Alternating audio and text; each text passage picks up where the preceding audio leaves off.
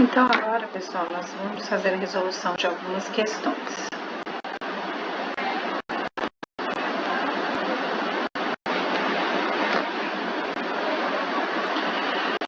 O quadro apresenta alguns exemplos de combustíveis empregados em residências, indústrias e meios de transporte. São combustíveis líquidos a temperaturas de 25 graus Celsius. Como que eu vou saber qual é o estado físico de cada um desses combustíveis a 25 graus Celsius? Você precisa posicionar essa temperatura fornecida, que seria, no caso, a temperatura ambiente, aqui observando os pontos de ebulição e fusão. Então, menos 135 e menos 0,5, que é o do butano. O 25 graus Celsius, ele é maior. Então, todas as vezes que a temperatura fornecida for maior que o ponto de fusão e ebulição, a substância se encontra no estado gasoso. O etanol, ele vai estar aqui, né? A temperatura vai estar aqui, a 25 graus Celsius. 25 graus Celsius. Todas as vezes que a temperatura fornecida ficar entre o ponto de fusão e ebulição, o estado dessa substância será líquido. O metano, nós temos menos 183 e menos 162. Como o 25 é maior que o ponto de fusão e o ponto de ebulição, então essa substância se encontra no estado gasoso. Metanol, menos 98,65. O 25, em uma reta numérica, ficaria entre esses dois. Então, quando a temperatura fornecida fica entre o ponto de fusão e o ponto de ebulição, o estado vai ser líquido. O octano, menos 57 e 126. O 25 também se encontra aqui entre o ponto de fusão e o ponto de ebulição. Então, o estado também vai ser líquido. Então, os combustíveis líquidos a temperatura ambiente são etanol, metanol e octano. Sendo assim, será a letra B. Alguns historiadores da ciência atribuem ao filósofo pré-socrático Empédocles a teoria dos 4 elementos. Segundo essa teoria, a constituição de tudo que existe no mundo e sua transformação se dariam a partir de 4 elementos básicos: fogo, ar, água e terra. Hoje, a química tem outra definição para elemento: o conjunto de átomos que possuem o mesmo número atômico.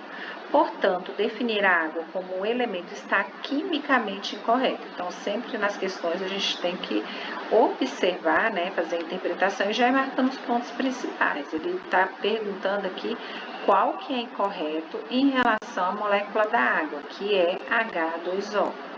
É uma mistura de 3 elementos? Não, ela não é uma mistura, né? Ela é uma molécula. É uma substância simples? Para ser substância simples, tem que ser formada por um único elemento químico. É uma substância composta? Correto.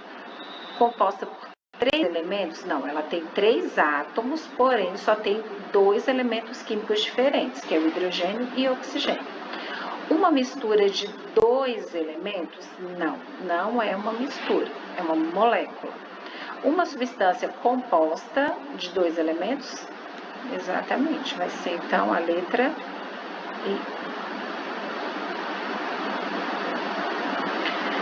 A próxima. O critério utilizado pelos químicos para classificar as substâncias é baseado no tipo de átomo que as constitui.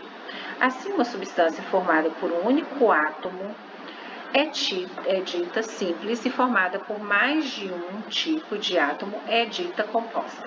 Baseado nestes critérios, a alternativa que contém apenas apresentações de substâncias simples é.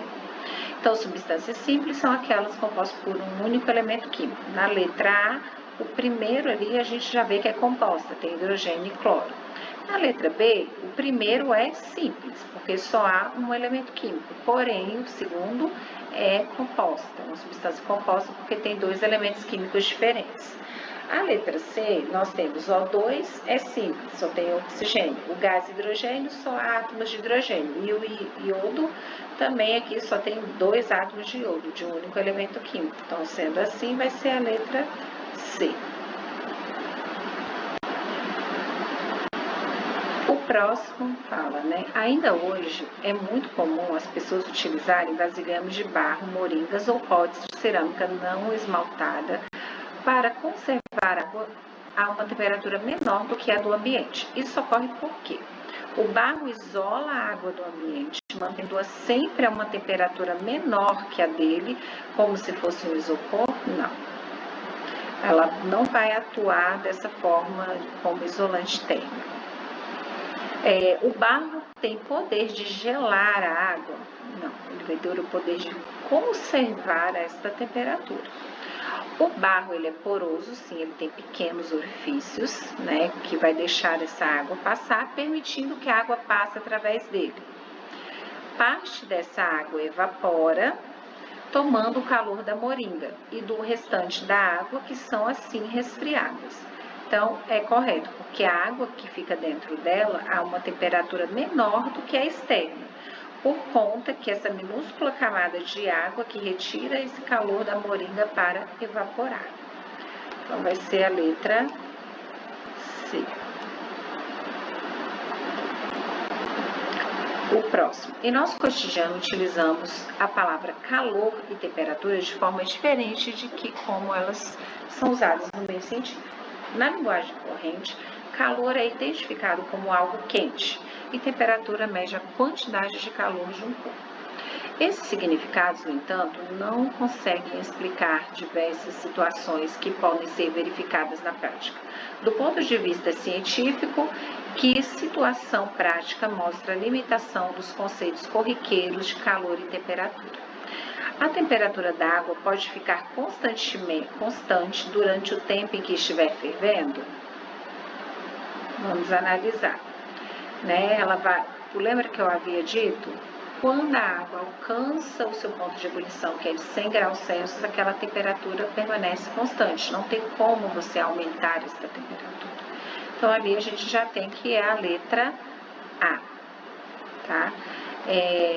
Na letra B, ali, a mãe coloca a mão na água da banheira do bebê para verificar a temperatura da água. Isso é utilizar, né, do senso comum, porque para saber exatamente, de acordo com o método científico, qual seria a temperatura desta água, haveria necessidade de uma medição mais elaborada, né? Daí se usaria o termômetro. A chama de um fogão pode ser usada para aumentar a temperatura da água em uma panela? Não. A água quente que está em uma caneca é passada para outra caneca a fim de diminuir a sua temperatura. Isso também é um conhecimento que a gente chama de empírico, né? Um conhecimento de senso popular, mas não científico. O forno pode fornecer calor para uma vasilha de água que está em seu interior com menor temperatura do que a dele? Também não.